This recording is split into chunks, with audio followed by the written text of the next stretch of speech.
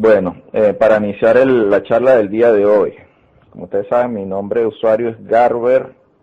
Mi background como profesional, bueno, no voy a entrar mucho en detalle porque aquí uno lo puede triangular fácilmente. Lo que sí les puedo decir que tengo 15 años de experiencia en la industria petrolera.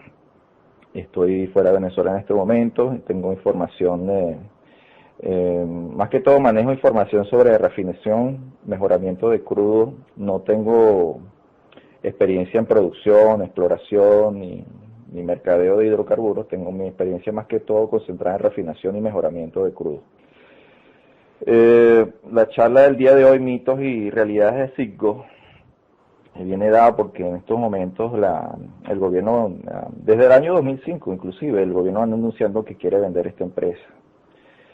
Bueno, voy a comenzar con qué es Citgo. Citgo es una empresa que se inició en Estados Unidos en el año 1910, una empresa norteamericana plenamente, llamada City Services, una empresa bastante pequeña que fue creciendo a lo largo de los años, hasta el año 65 que fue que se consolidó, y para el año 1983 es comprada por una empresa llamada Southland Corporation. Posteriormente, PDVSA adquiere 50% de esta empresa en el año 1986. ¿Por qué PDVSA adquiere el 50% de esta empresa en el año 86? Como todos sabemos, en el año 76 fue nacionalizada la industria petrolera. En Venezuela tenemos una gama de hidrocarburos de todos los tipos: extralivianos, livianos, pesados y extrapesados. Sin embargo, la mayor cantidad de hidrocarburos que tenemos en Venezuela son hidrocarburos extrapesados, que es la mayor cantidad que tenemos en la faja, concentrados todos en la faja petrolífera del Orinoco. Entonces, luego de que se nacionaliza la industria, el gobierno busca como una prioridad garantizar el mercadeo de estos productos, de estos hidrocarburos extrapesados, más que todo en los mercados internacionales. Posteriormente les voy a explicar por qué esto se da así. Y no solamente PDVSA adquiere Citgo, adquiere participación en Alemania, en la Beva Oil, posee o refina gran cantidad de sus hidrocarburos en la refinería Isla, que se encuentra en Curazao, y muchas otras refinerías a lo largo del mundo. Una cantidad bastante grande de refinerías en la que participa PDVSA, donde envía sus productos hidrocarburos. Bueno, ya explicando esto, yo quisiera darles una pequeña charla técnica, ¿no? Una pequeña explicación técnica de los tipos de crudos que hay en Venezuela, cómo se clasifican y qué diferencia hay entre cada tipo de crudo. Yo no quisiera entrar mucho en detalle porque esta explicación técnica es bastante, no necesariamente es compleja, algo sencillo. Vivimos en un país petrolero y tenemos que saber, conocer estos conceptos que se manejan en la industria. Bueno, voy a empezar con los tipos de crudo, ¿no? Pero antes que esto voy a dar para que ustedes visualicen cómo se clasifican los crudos. Imagínense usted que tiene un recipiente lleno de agua y usted le agrega aceite. Como todos sabemos, el agua y el aceite no se pueden mezclar, y lo que usted va a ver a primera vista es que el aceite se va a ir a la parte más alta de este recipiente lleno de agua. ¿Y por qué ocurre esto? Porque el aceite es más liviano, tiene una densidad diferente que el agua. El agua es pesada y por eso está en el fondo. Si usted le agrega a este recipiente con agua en vez de aceite, le agrega gasolina, va a ocurrir exactamente lo mismo. Si usted agarra aceite de un motor de su vehículo y se lo echa a un recipiente con agua, va a pasar exactamente lo mismo. El aceite o el aceite de motor, y tanto el aceite de motor como la gasolina se van a ir a la parte más alta del recipiente lleno de agua.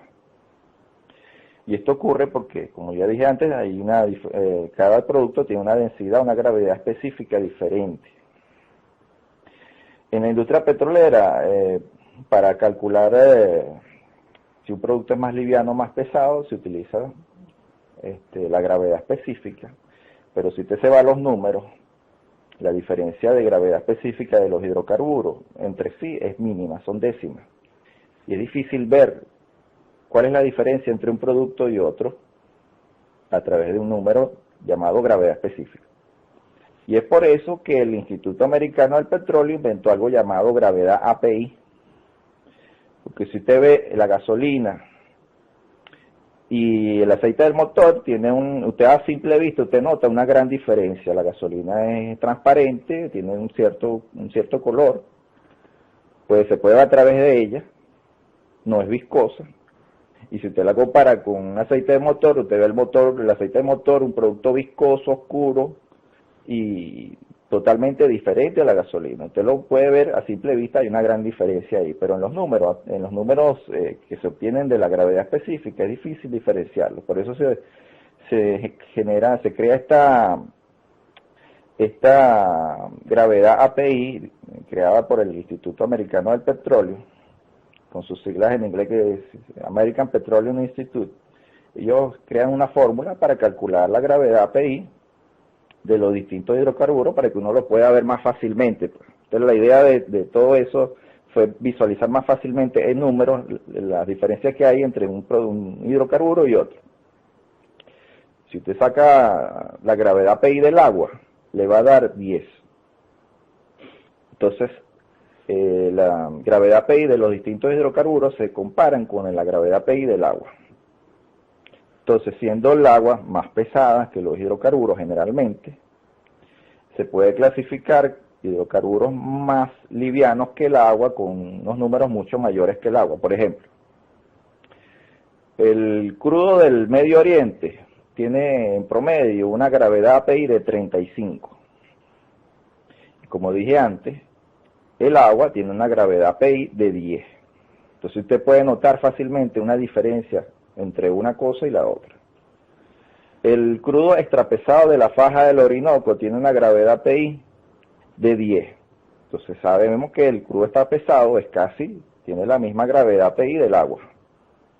Y así sucesivamente. Usted puede calcular entonces, digamos, el ejemplo que di anteriormente, la gasolina puede tener una gravedad API de 45. Pero el aceite de motor puede tener una gravedad API de repente de 30. Entonces usted nota la diferencia en número entre un producto y otro. Yo los puedo invitar que busquen en Google o en Wikipedia la fórmula para calcular la gravedad API de los distintos hidrocarburos y puede también conseguir la tablita de gravedad API de los distintos hidrocarburos para que usted sepa qué diferencia hay entre un hidrocarburo y otro. Entonces ya entrando en materia, ¿no? Yo doy esta explicación ahora técnica de la gravedad API, es para que se entienda lo que viene ahora en este momento que les voy a explicar. En Venezuela, como sabemos, tenemos tipos de crudo, tenemos de todos los tipos de crudo en Venezuela, pero como dije anteriormente, la mayor cantidad de hidrocarburos que tenemos son hidrocarburos extrapesados, los que se encuentran en la faja del Orinoco. De hecho, el crudo que se encuentra en la faja del Orinoco es tan pesado que no se encuentra en estado líquido. Este crudo es prácticamente un sólido. Si usted lo coloca en un recipiente con agua, se va a hundir hasta el fondo, porque es incluso más pesado que el agua. Tiene una gravedad API de 9 y de 8 grados API generalmente. Por eso se le llamó faja bituminosa del Orinoco, porque si usted lo ve a simple vista, se parece a la crema de zapato esa que se usaba antes, o no sé si todavía se utiliza, la famosa Cherry Blossom, esa crema de lustrar zapatos que se le decía también bitumen. Por eso se llamó faja bituminosa del Orinoco, no como dice el gobierno que era para vender orimulsión ni nada de esas cosas. Bueno, hay varios tipos de crudo en el mundo. En el Medio Oriente se consiguen petróleos muy livianos. Y en Venezuela hubo un boom petrolero en principios de los años 20, luego del reventón del Barrosos número 2. Es un reventón de un pozo petrolero. Usted perfora el pozo y si usted no tiene bien diseñado su sistema de válvula que se llama árboles de Navidad, la presión que hay en el pozo puede reventar este grupo de válvulas y puede generarse una fuga ahí. Y bueno, en el año, no recuerdo qué año fue, recuerdo que fue en los años 20, el reventón de Barrosos 2, que duró varios días. Entonces el mundo entero se dio cuenta que en Venezuela abundancia de petróleo y hubo la época de las concesiones desde los años 20 hasta el año 43 que terminaron las concesiones que continuaron, o sea, que continuaron vigentes hasta el año 76 que se nacionalizó la industria. Pero ¿qué ocurre?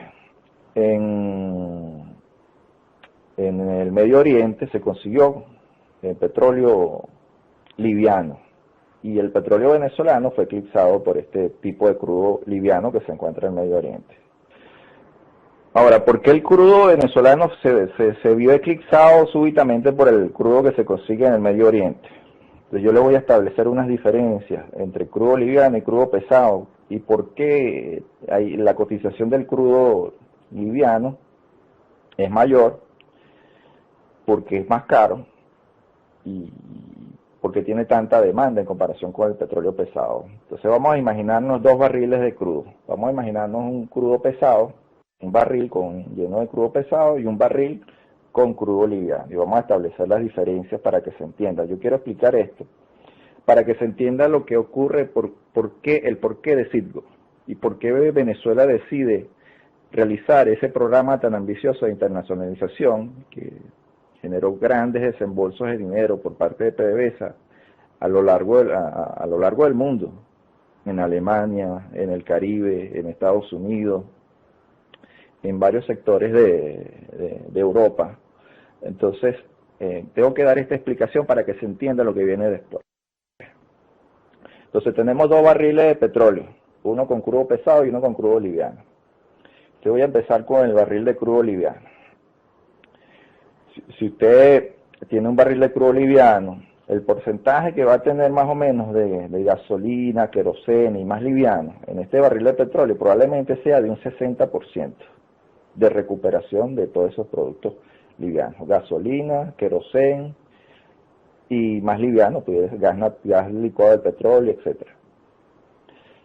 Pudiera tener ahí en ese barril de petróleo un 40% de gasóleo pesado, gasóleo liviano y otro 30%, más de un 60%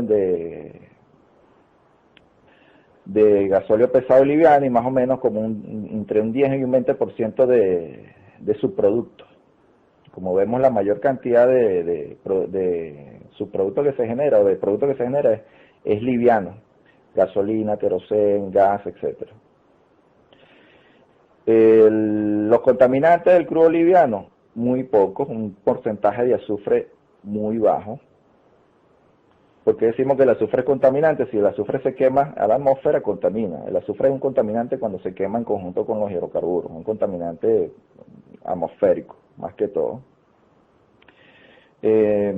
También el crudo viene, cuando los traen del pozo, viene asociado con agua. Y esa agua tiene gran cantidad de sales de sodio, calcio y magnesio. Y estas sales de calcio, sodio y magnesio en la refinería generan problemas de corrosión, que voy a explicar más adelante. Pero el porcentaje que viene en este crudo liviano es muy, muy bajo. Entonces ahora me voy al barril de crudo pesado. El barril de crudo pesado, usted tiene ahí, se genera entre queroseno, gasolina y más liviano, como un 30% nada más. En comparación con el de crudo liviano, que la recuperación era de 60%. Gasolina, queroseno y más liviano. En el de crudo pesado es 30% solamente. Y tiene ahora un 60%, un 40% de gasóleo pesado, gasóleo liviano, etc. Y más o menos entre un 30% de subproductos, que pudiera ser azufre y coque, más que todo. Entonces, como vemos en comparación, un barril de crudo liviano recupera un 60% de gasolina, queroseno y más liviano, y el de crudo pesado solamente se recupera un 30% de gasolina, queroseno y más liviano. Lo demás son gasóleos generalmente, y un 30% de subproductos que es azufre y coque, que también se venden, pero no generan tantos ingresos como lo pudiera generar una gasolina que usted vende. Entonces, ¿por qué establezco esta diferencia? Ya lo voy a explicar con los tipos de refinería, ¿no? Voy a explicar tipo de refinería para crudo pesado y para crudo liviano. Otra cosa, el crudo pesado tiene gran cantidad de azufre, viene asociado con mucho azufre. Y tiene gran cantidad de sales, viene asociado con muchas sales. Entonces ahora voy con la refinería. Una refinería de crudo liviano, que solamente tiene unos procesos básicos de destilación, recuperación de azufre, unas plantas bastante pequeñas, y lo demás va para almacenaje. Entonces vemos aquí que hasta cierto punto hay otros tipos de plantas en una refinería, pero básicamente el trabajo en una refinería de crudo liviano es bastante sencillo, relativamente.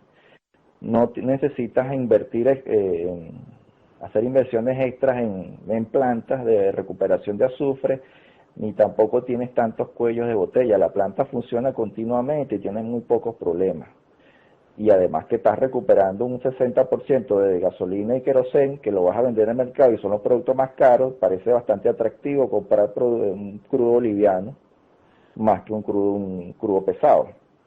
En cambio, las refinerías que procesan crudo pesado necesitan inversiones extras en plantas que recuperen azufre, inversiones extras en plantas que retiren las sales, y tienes también que hacer una inversión extra en plantas de conversión profunda. Estas plantas de conversión profunda son unas plantas que, bueno, tipo alquimista, pues convierten el petróleo pesado en liviano. Genera reacciones químicas que generan estas reacciones químicas que te producen, te cambian el crudo pesado, te lo convierten en crudo liviano. Pero estas plantas también se conoce también como que generan muchos cuellos de botella. ¿Y qué son los cuellos de botella? Son plantas que generalmente tienden a presentar fallas si no se les realiza un buen mantenimiento. Y estas fallas pueden generar paradas parciales o paradas totales de la refinería o de las plantas. Y entonces una parada parcial puede generar pérdidas de miles de dólares. Una parada total de la planta puede generar pérdidas de millones de dólares. Y parada total de la refinería, bueno, millones de dólares sucesivamente. Entonces, como vemos, resulta hasta cierto punto poco atractivo invertir más en más plantas para procesar crudo pesado, que tiene más contaminantes, que tienen más sales, que generan mucha corrosión, que generan gastos de mantenimiento mucho mayores, que tener una refinería que procese crudo liviano. Y es por eso que a nivel mundial la tendencia siempre ha sido de comprar crudos livianos, y por eso los crudos livianos son más caros. Entonces ahora voy a explicar el motivo de la internacionalización de PDVSA. Entonces aquí estamos visualizando, con esto que les estoy explicando, por qué PDVSA decide comprar Citgo. Bueno, la empresa Citgo, como les dije, se llama en un principio Cite Services. Venezuela, PDVSA compró el 50% en el año 86 y en el año 90 compró el total de esta refinería. Esta refinería Citgo, esta empresa Citgo que tiene, es propietaria de 5 refinerías realmente. Propietaria totalmente de 5 refinerías. Una es la de Lake Charles, una que está en Lemon, Illinois, Corpus Christi, hay una que está en Paulsboro y una que está en Savannah, todas en Estados Unidos, y tiene participación, además de estas 5 refinerías, la que es dueña Citgo, tiene participación en 3 refinerías más, es socio, pues, asociado con otras empresas. Estas refinerías, en un principio, PDVSA adquiere estas refinerías de Citgo, pero estas refinerías no estaban diseñadas para procesar crudo pesado venezolano. Esto por un lado. El otro punto, la empresa Citgo, para repatriar dividendos a Venezuela, tiene que pagar un 30%, además de que tiene que pagar el impuesto sobre la renta en los Estados Unidos, tiene que pagar un 30% de lo que quisiera repatriar a Venezuela. Es por eso que desde el año 90 Venezuela no recibió ningún tipo de dividendo de la empresa Citgo a Venezuela. Era preferible reinvertir este dinero en inversión interna de la empresa para cambiar el patrón de refinación. ¿Qué es el patrón de refinación? Como dije anteriormente, hay tipos de refinería para crudo pesado y para crudo liviano. El patrón de refinación simplemente es cambiar la refinería para procesar crudo liviano, y lo que hace es cambiarla para que procese crudo pesado. Entonces se invierten en nuevas plantas, se hacen desembolsos para colocar las plantas de conversión profunda, plantas recuperadoras de azufre, plantas de craqueo catalítico, etcétera, etcétera. Se hizo todo eso con toda la refinería de Citgo. Y digo que sí se hizo así porque es difícil conseguir esta información de cuál es el patrón de refinación de estas empresas Citgo, de esta refinería. Entonces yo me fui por Google Earth y busqué la foto de las refinerías y vi que precisamente ahí están las plantas instaladas para procesar crudo pesado y extrapesado. O sea, a simple vista, porque ha trabajado en plantas, sabe cuáles son las plantas que hacen este tipo de trabajo. Entonces es por eso que Venezuela decide invertir en esto. La empresa Citgo está valorada más o menos entre 10.000 y 16.000 millones de dólares. Como dije antes, Citgo reinvirtió sus ganancias internamente para crecer, para comercializar los productos. Citgo comercializa sus productos derivados en las estaciones de servicio. Ella no es dueña de las estaciones de servicio, pero sí es dueña de la marca Citgo. Entonces ella tiene arrendada las estaciones de servicio en los Estados Unidos. Entonces, como sabemos, Citgo entonces, si no está repatriando el dinero a Venezuela, lo único que hizo desde el año 90 hasta el año 99 fue garantizar la colocación de los crudos venezolanos en Estados Unidos.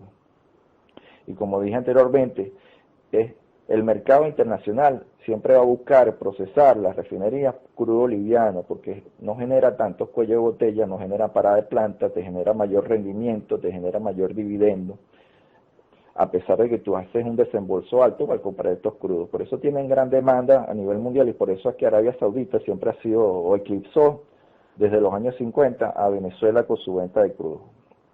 Nosotros vendemos 3 millones de barriles de crudo supuestamente, según el gobierno en este momento, mientras Arabia Saudita vende 12 millones de barriles de crudo liviano. Saquen ustedes la cuenta entonces. Entonces, teniendo nosotros el crudo extrapesado de la faja del Orinoco con gran cantidad de contaminantes, gran cantidad de azufre, que genera grandes costos de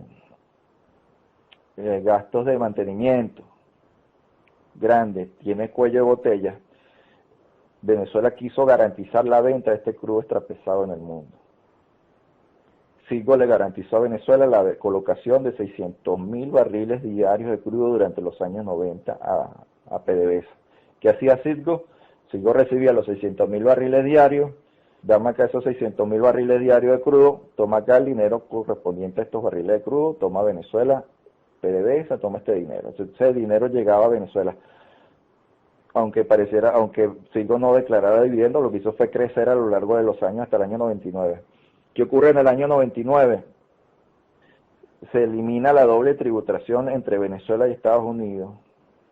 Y eso es lo que permite que Citgo logre por primera vez enviar dividendos a Venezuela. Entonces teníamos ganancia doble.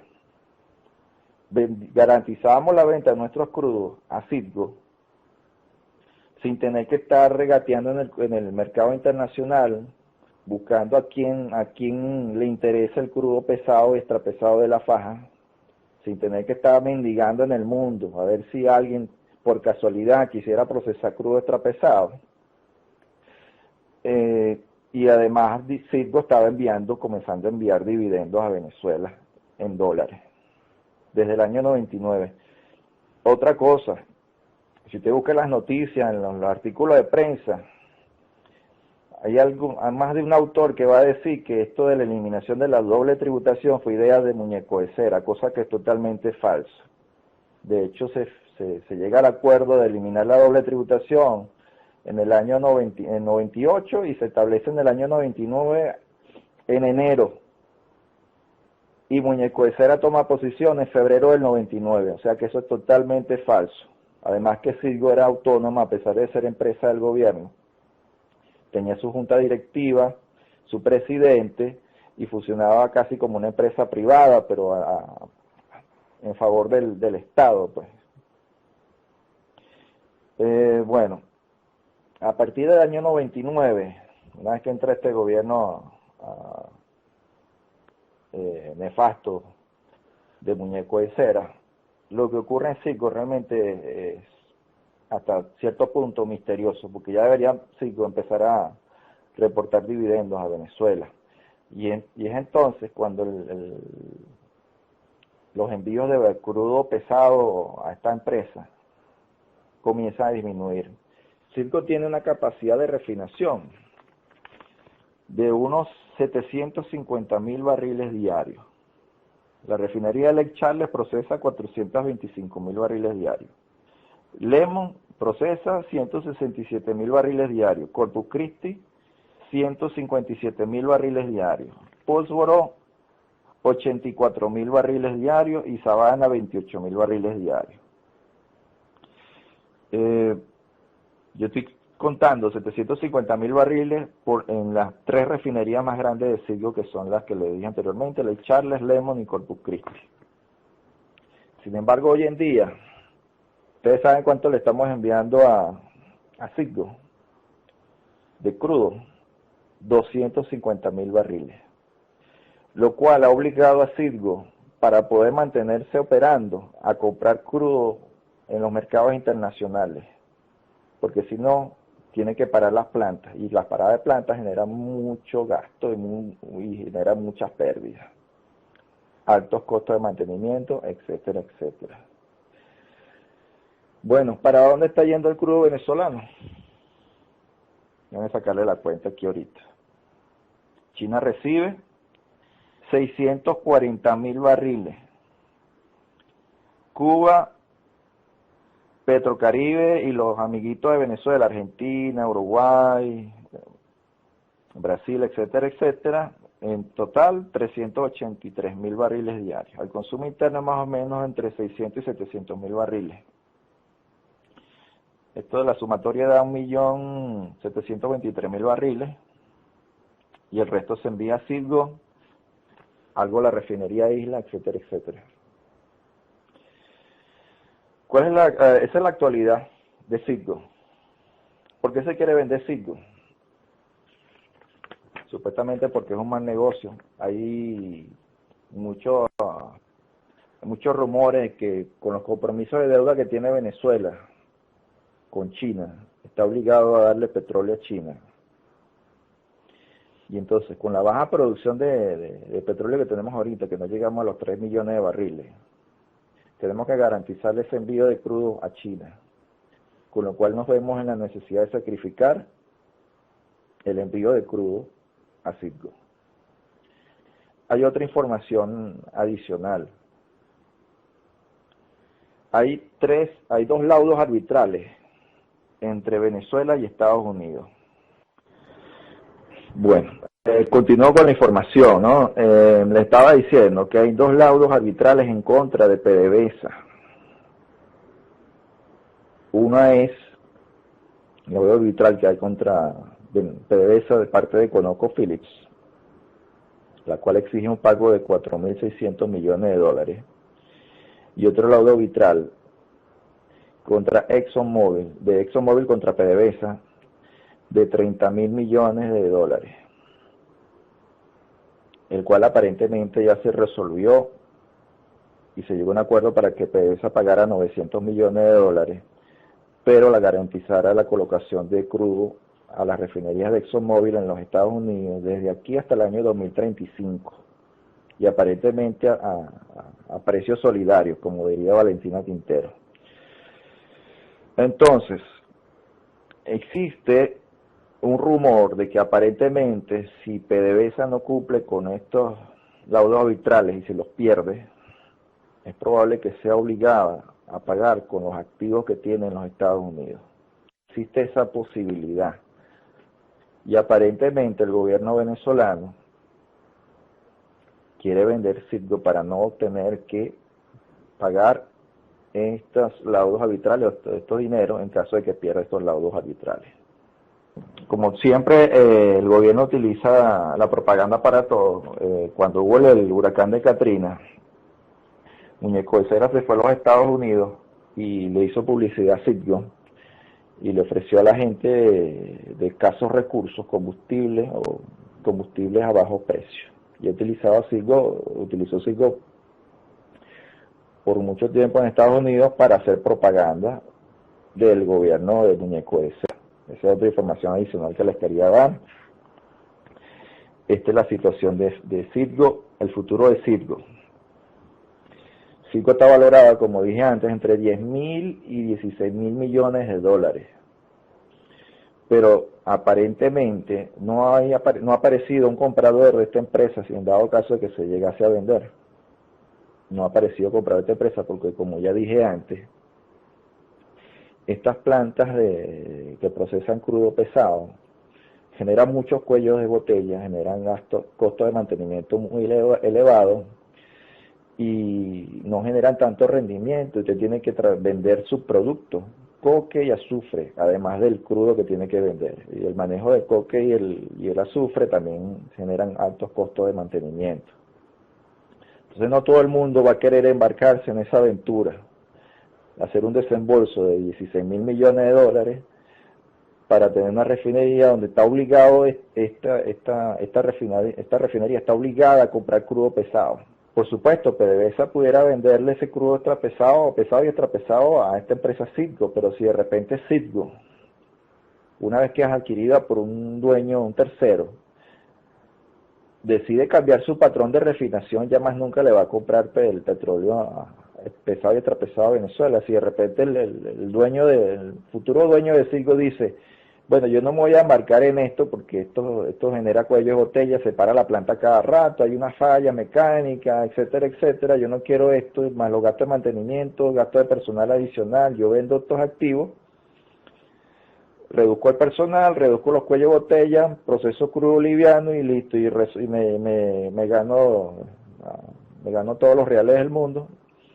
Y entonces no le compro más petróleo a Venezuela. Entonces, ¿cómo quedaba Venezuela en este sentido?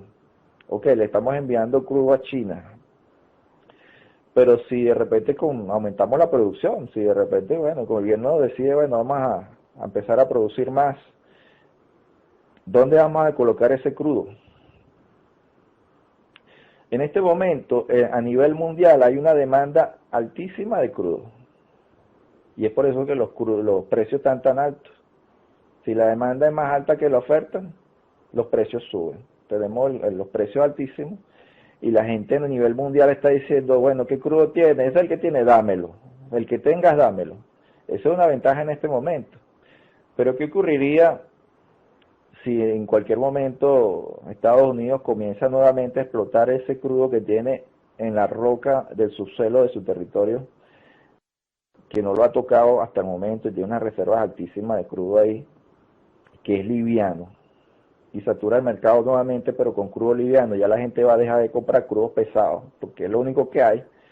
Si la oferta sube de crudos livianos, los precios van a bajar. Y Venezuela no va a tener a quién venderle el crudo. Y le estaría dando crudo petróleo a China para pagar una deuda de un dinero que ya recibimos. Y las ventas del crudo a futuro, ¿qué va a pasar con eso? Entonces realmente la situación en la que estamos es bastante compleja. Este gobierno está dando tumbos, está adquiriendo compromisos que no sabemos los detalles, recibiendo préstamos de terceros que no sabemos exactamente de qué se trata, no solamente con China, sino se firmó también un acuerdo con Halliburton para que Venezuela reciba 2.000 millones de dólares y no sabemos qué va a hacer Halliburton. Sabemos que esta gente de Halliburton son especialistas en producción, ellos extraen crudo, no refinan, ellos extraen y lo venden. ¿Para qué tanto van a extraer? ¿Qué beneficio genera esto a Venezuela? Esta es la situación con Citgo, realmente es preocupante, porque si se vende esto, que Venezuela queda en una situación vulnerable, a pesar de que le estemos dando petróleo a China como garantía de pago de los préstamos que hemos recibido. Nos quedamos en una situación vulnerable si el mercado vuelve a saturarse con crudo liviano. Entonces es preocupante porque la principal industria de Venezuela es la petrolera y todos estamos comiendo del petróleo que se vende desde Venezuela. Anteriormente había una zona industrial en Valencia, Barquisimeto, y ahora no contamos con ellos. Ahora contamos 100% con PDVSA y sus empresas filiales.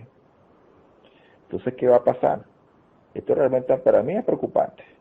Bueno, culmino la charla de hoy hasta aquí. Abro el espacio para preguntas y respuestas. No sé si me pasé por alto algo. Y bueno, con sus preguntas veré si así fue. Entonces, muchísimas gracias por su atención y comenzamos la ronda de preguntas y respuestas. Bueno, ¿qué pasaría si Estados Unidos compra el Beinsoft petróleo?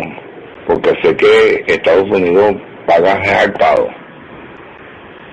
eso supongo. ¿Y qué pasa en Venezuela? Bueno, está difícil que eso ocurra porque precisamente PDVSA le vende el petróleo a Citgo y otras refinerías en los Estados Unidos que son en las que participa, o sea que tiene de alguna manera su mercado asegurado ahí. Pero si, como les dije antes, si Citgo se llega a vender, entonces y Venezuela deja de participar en las refinerías que hay en Estados Unidos, que son más de 8 refinerías, quedamos en una situación, como dije antes, vulnerable y no tendríamos a quién venderle el petróleo. Porque es muy difícil colocar el petróleo extra pesado de la faja en los mercados internacionales directamente. Algo bueno que se estaba haciendo acá en Venezuela fue la creación de esos mejoradores que están allá en José. ¿Por qué? Porque esos mejoradores convierten el crudo extra pesado en crudo liviano, ya directamente.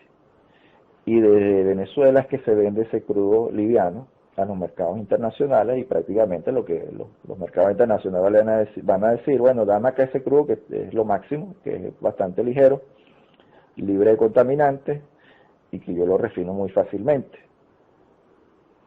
Pero sabemos ahora, en este momento, en la actualidad, que esos mejoradores están por el piso, son una chatarra.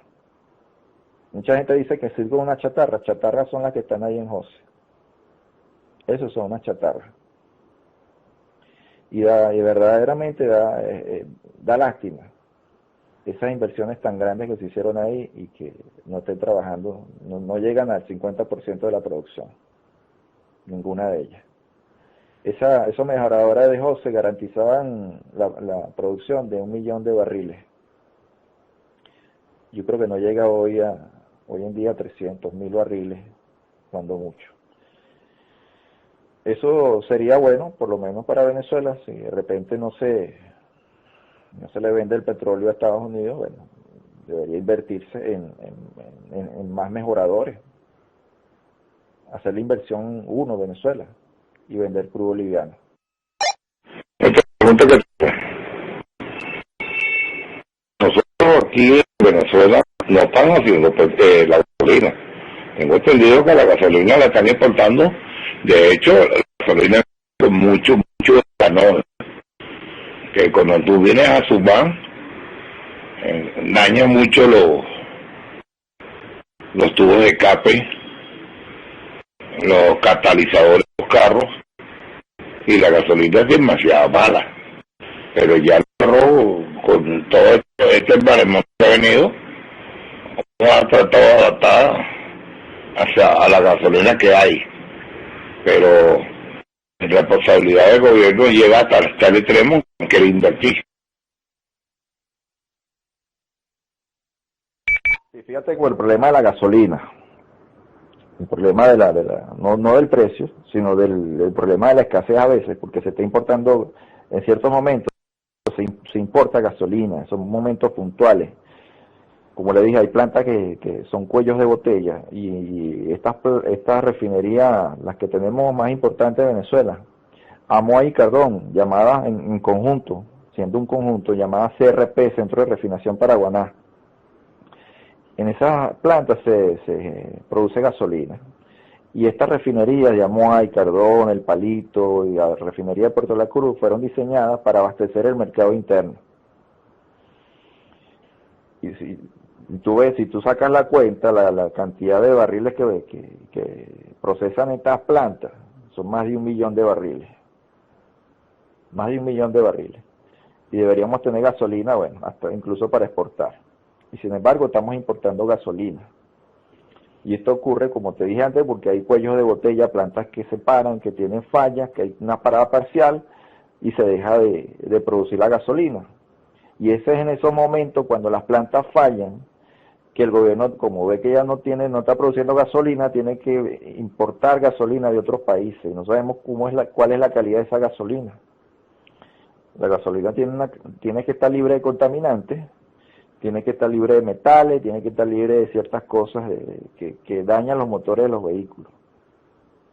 Y aparentemente el gobierno está comprando la primera gasolina que le ofrecen, porque no sabemos, como dices tú, hay motores de vehículos que sufren con esta gasolina que llega. Y otra cosa, el octanaje de estas gasolinas no sabemos cuál es. El octanaje, si no es no es el debido, también te afecta al vehículo. ¿Cómo es eso de que un país petrolero como Venezuela no se consigue ningún tipo de derivado del petróleo? Bueno, ¿cómo explicar esto, Gordo Candela? Mira, es bastante difícil, ¿no? Esto del aumento de la gasolina, ¿no? Ya cambiando de tema. Primero, no se justifica que un país petrolero tenga escasez de gasolina ni tenga escasez de los derivados, ¿no? De aceite de motor, aceite de caja, lubricante de todo tipo, aditivos, etcétera.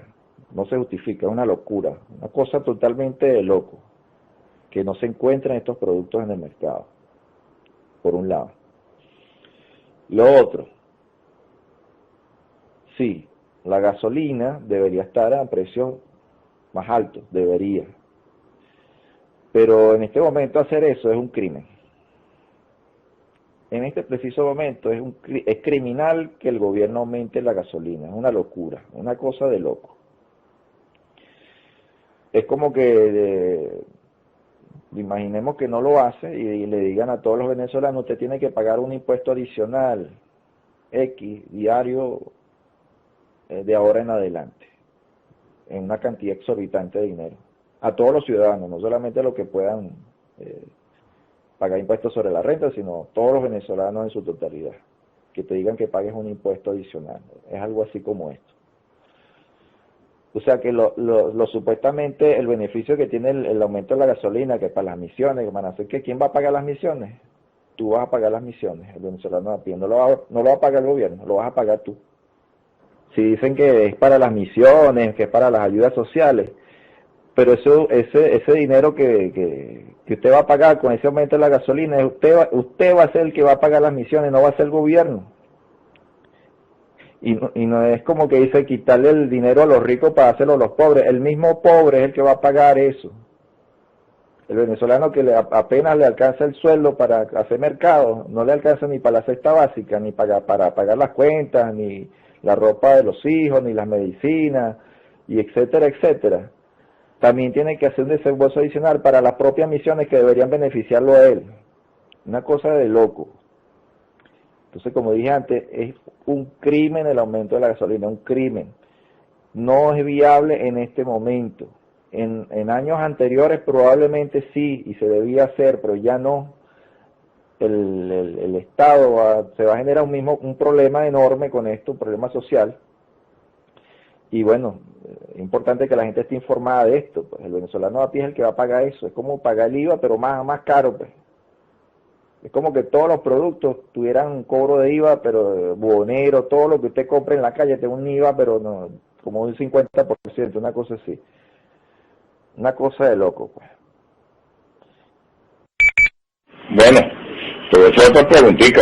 Disculpa que te siga insistiendo, y creo que tú muy salido así y eso, pero es que la gente la agarran aquí por ignorante. Porque hay gente que piensa, que dice, no, la gasolina hay que aumentarla, eso no es nada, 3 bolívares no es nada. Entonces yo le dije, ¿cuánto tanqueo haces tú en la semana?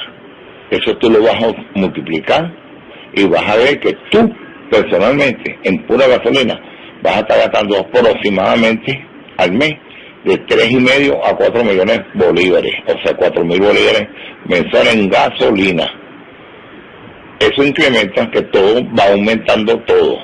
Los aranceles, el transporte, los fletes tienen que aumentar, entonces esa cuestión justifica que el gobierno siga insistiendo en el aumento, porque el aumento lo que quieren es para, como tú lo dices, para aumentar y pagar las visiones, las trampas, estos vagabundos delincuentes y eso.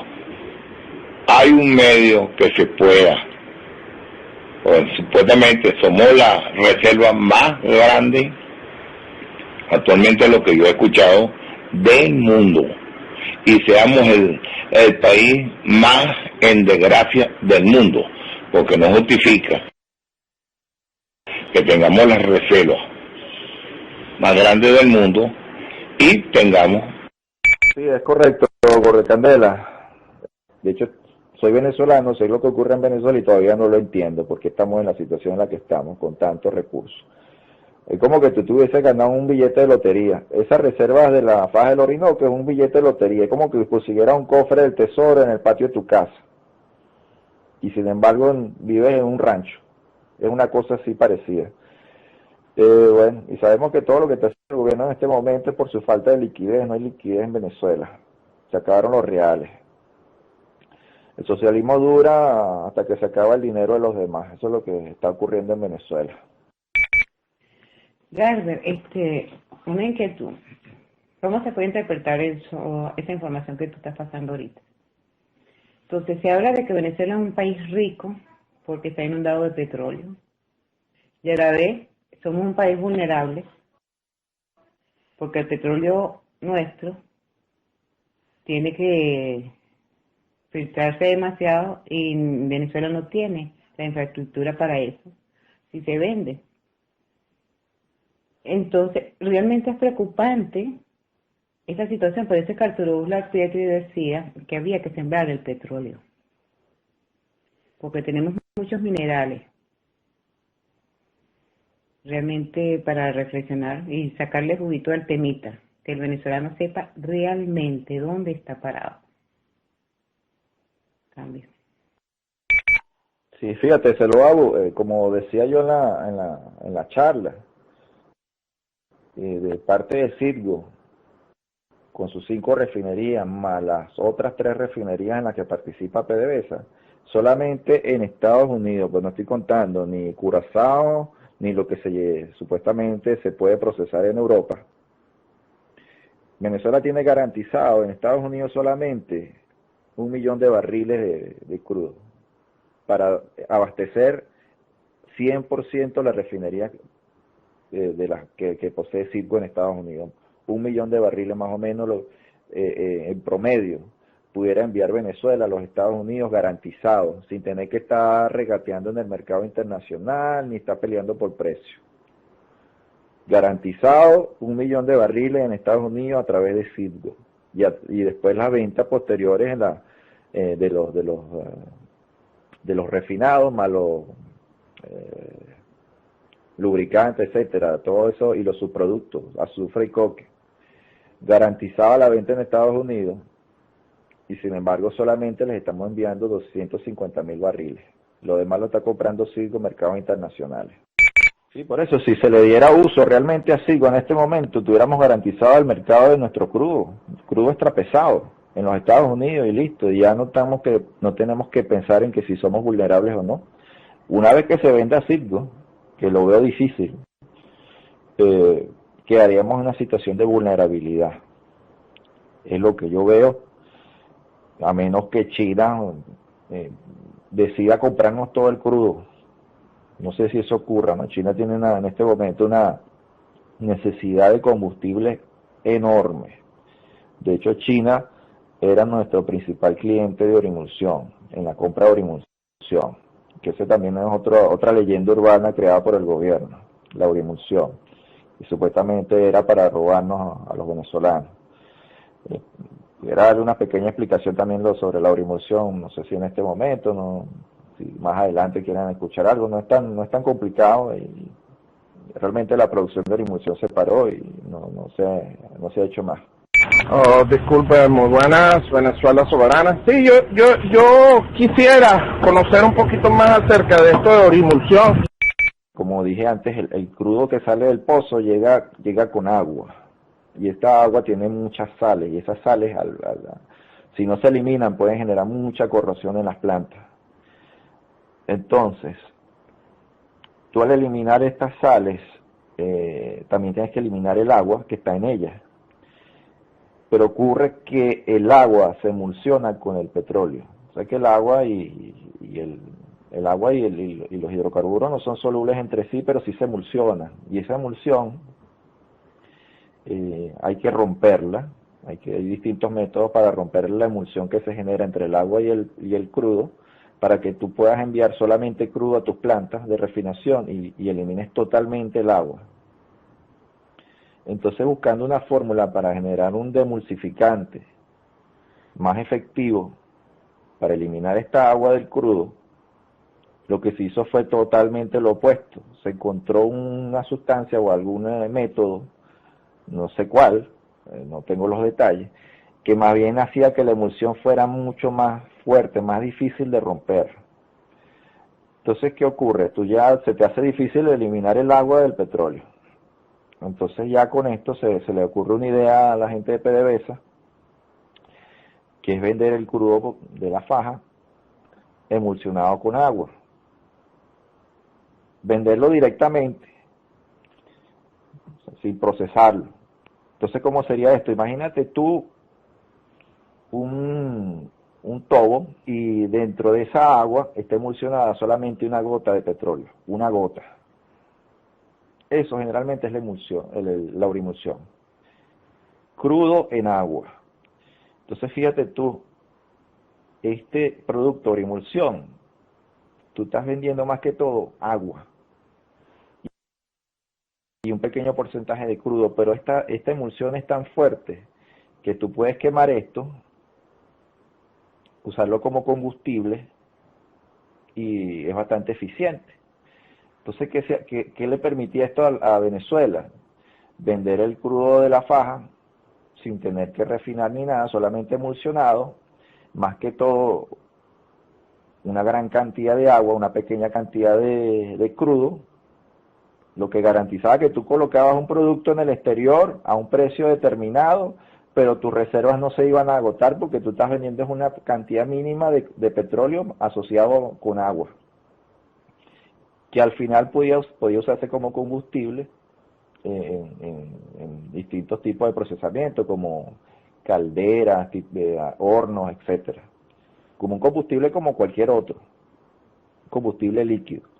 El problema con la orimulsión es que genera mucha contaminación, porque como dije antes, viene asociado con metales, con sales y con azufre, y tú cuando quemas azufre en la atmósfera contaminas mucho. Esto generó un problema a nivel de higiene y ambiente, la venta de la orimulsión. A nivel mundial muchos países se opusieron a esto por los problemas de contaminación. Cuando tú quemas esto como combustible, pudieras tener azufre en la atmósfera. Pero en esta combustión se generan muchas reacciones químicas porque al final tú tienes agua y se pueden generar otros subproductos que no contaminan. Realmente no manejo en detalle esto, pero sí muchos países se opusieron a la compra de la orimulsión y China fue uno de los países que quiso comprar la orimulsión desde un principio, desde antes que apareciera Muñeco de Cera. Muñeco de Cera fue el que decidió eliminar la orimulsión y le vendió la idea a la gente de que esta era una forma de extraer el petróleo y que no se estaba enviando emulsionado, sino que era más petróleo que agua. Se estaba vendiendo más petróleo que agua en esta emulsión. Eso habría que, bueno, para eso están el Ministerio de Energía y Minas, para eso está el Ministerio del Ambiente, para determinar que lo que está saliendo de los puertos venezolanos es lo que realmente se está vendiendo, pues. Bueno, esta es más o menos la historia de la orimulsión, y no sé si se le vendió la patente a China, probablemente sí, porque ellos están demandando mucho combustible fósil en estos momentos. Hace poco había un intento muy grande de poner sanciones, aún continúa, pero ya a nivel mucho más bajo, no, pero en el pleno fragor de la lucha, que había un movimiento que se dirigía a Washington y todo, se firmó un contrato de cooperación entre PDVSA, Halliburton y la Schlumberger, si no me equivoco. ¿De qué se trató esto? Porque después de esto vino un silencio sobre las sanciones.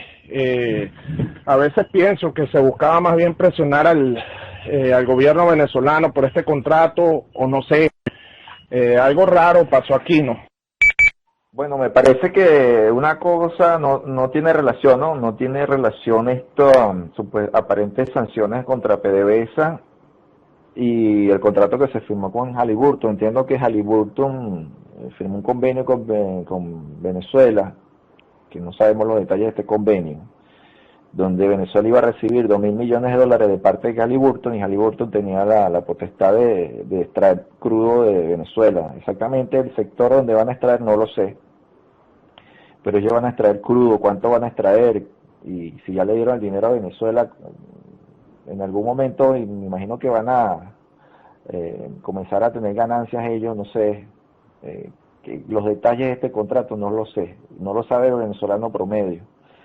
Pero esa es la situación con Halliburton. Con respecto a los laudos arbitrales, hay dos laudos arbitrales, uno de ConocoPhillips y otro de ExxonMobil.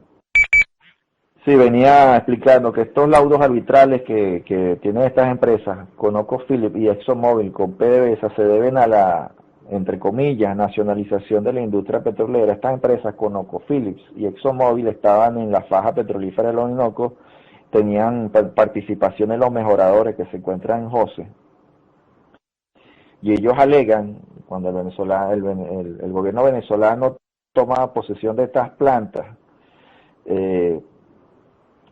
saca del convenio a ExxonMobil y a ConocoPhillips en los proyectos en los que estaban ellos, y estas empresas le exigen a Venezuela el pago de una indemnización por la participación que ellos tenían y también por la inversión que hicieron, además de los barriles de crudo que ellos aparentemente iban a vender desde el año 2000 hasta el año 2035, una cosa así más o menos es lo que ellos alegan, que PDVSA le debía pagar a ellos. De hecho, ConocoPhillips exige a PDVSA un pago de $4.600 millones, y ExxonMobil exigía en un principio el pago de $30.000 millones, pero este pago se redujo a $900 millones, pero que PDVSA tenía que aparentemente garantizar colocar un crudo en las refinerías de ExxonMobil en los Estados Unidos desde ahora hasta el año 2035, que era cuando terminaban los convenios de la faja del Orinoco. ¿Y por qué ocurre esto? Le voy a explicar una cosa. En el año 76, cuando se nacionalizó verdaderamente la industria venezolana de los hidrocarburos, Venezuela indemnizó a las empresas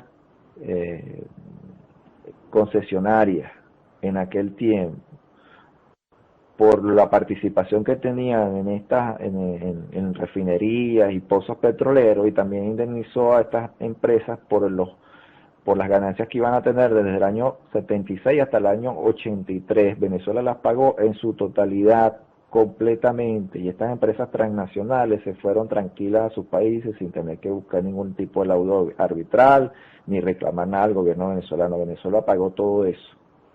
Es probablemente que por esta misma razón en Venezuela comienza a tener problemas de déficit fiscal desde ahí en adelante, del 76 hasta el 83, que tenemos el Viernes Negro durante el gobierno de Luis Herrera Camping, si no me equivoco. Pero Venezuela cumplió con sus contratos, eso es lo que quiero decir realmente. Ahora lo que ocurrió con ConocoPhillips y ExxonMobil no fue así, por eso se están generando estos problemas legales. Sí, pero de todas formas, esta firma con Halliburton y Schlumberger son bastante raras, justo en un tiempo donde se hablaba bastante de sanciones. Bastantes senadores, entre comillas, republicanos, que son los que trabajan dentro de Halliburton, estaban con esta lucha y se callaron la boca. O sea, sinceramente me aclaraste bastante. Muchas gracias. Sí, lo que dice es verdaderamente cierto. Halliburton es igual a republicano. De hecho, Dick Cheney, que fue el vicepresidente durante el gobierno de George Bush, fue vinculado con un cierto escándalo luego de que ellos invadieron Irak. Aparentemente Dick Cheney ya no formaba parte de Halliburton, pero Halliburton tuvo preferencias para los contratos petroleros que se dieron en Irak posterior a la invasión. Entonces se formó un problema allá en los Estados Unidos con esto, no sé cómo terminó realmente, pero sí sé que tiene relación Halliburton con los republicanos. Eso que dice es cierto. Bueno, yo creo que no nos queda más que claro que la lucha es en Venezuela, porque si vamos a contar con sanciones internacionales, yo ya veo que estas son sanciones interesadas más bien. Eso es lo que yo noto. Muchas gracias. En ese sentido tienes razón, tenemos que abrir los ojos, nunca va a venir nadie aquí a ayudarnos, sinceramente, sin pedir nada a cambio. O sea, tenemos que estar claros en eso, tenemos que resolver nuestros problemas nosotros, y si viene alguien a ayudarnos, tenemos que tener cuidado porque nunca va a ser de gratis. De eso debemos estar seguros. La mejor ayuda para nosotros es la conciencia. Esa es la mejor ayuda que nosotros necesitamos. La conciencia como venezolanos que somos. Todo venezolano está en el derecho, en su facultad, de salir a la calle a defender lo de nosotros, o lo de todos los venezolanos. No podemos permitir que este régimen corrupto, narcotraficantes, abusadores, violadores, hagan lo que les dé la gana. Siempre estoy, como dice la doctora Luz Caraballo, Divina, y todos los moderadores, con desobediencia civil.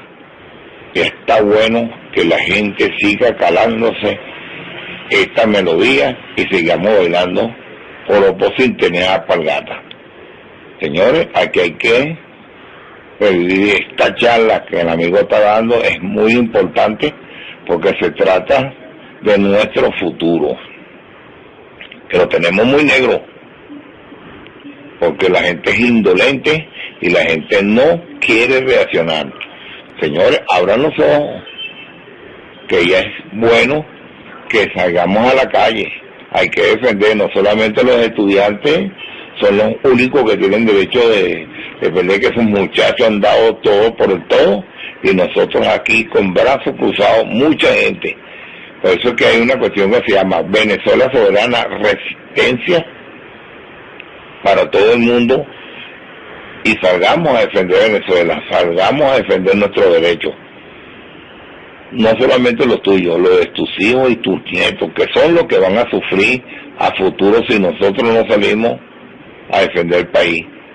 ¿Sabes lo que es desagradable que le diga un nieto a uno, bueno, ¿qué hiciste tú por defender Venezuela? Y yo no tenga palabras que decirle. Eso es incómodo. Salgamos, agarramos conciencia para todo cambio. Bueno, y para todos los usuarios que estén interesados en hacer preguntas relacionadas a la industria petrolera de Venezuela, bueno, yo estoy por acá en Venezuela Soberana. Generalmente, cualquier pregunta que quieran en cualquier otro momento me la pueden hacer. Yo generalmente paso audios relacionados a nuestra lucha, explicando muchas cosas, y en esos momentos podemos conversar de lo que usted quiera sobre la industria.